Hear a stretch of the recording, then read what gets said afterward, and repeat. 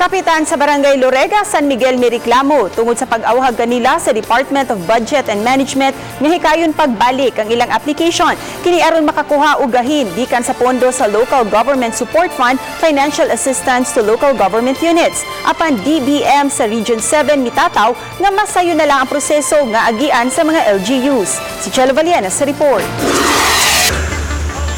Gihanay ni Lorega San Miguel Barangay Kapitan Fritz Gerald Herrera ang mga dokumento nga iyang gipada sa Department of Budget and Management. Subay kini sa ilang gitinguha nga maka-avail sa gitanyag nga mga proyekto nga mamahimong magahinan sa Local Government Support Fund, Financial Assistance to Local Government Units. Apan gikinahanglang musubay kini sa project menu ubos sa Special Provision number 1 sa LGSF FA to Local Budget Circular number 117. Nakadawat og suwat si Herrera gikan sa DBM Local Government and Regional Coordinating Bureau nga misubay sa lagda sa project menu ang gipangayong 18 milyones pesos sa barangay. Apan hilabihan na lang ang kasagbuyo ni Herrera human madawat ang suwat sa DBM Central Office nga nag-auhag kaniya nga hikayon pagbalik ang request sa barangay aron makapahimos sa maong financial assistance. Gipasabot ni Herrera, dili sayon ang pagbalik-balik og larga aron mo follow up lang sa ilang application didto sa DBM. Approve naman ang 2019 budget sa GL Produce Act.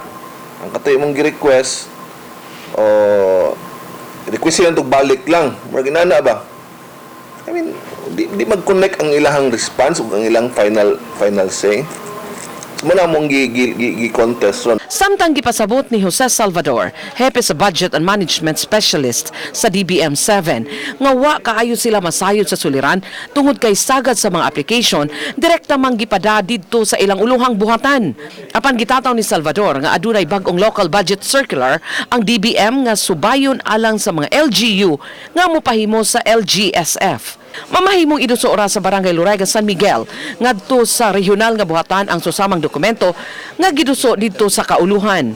Samtang mipasidaan ang DBM-7 sa mga lokal nga kagamhanan nga likayan ang pagdangop sa mga grupo nga mopasalig nga sila ra ang muhikay sa application sa LGSF.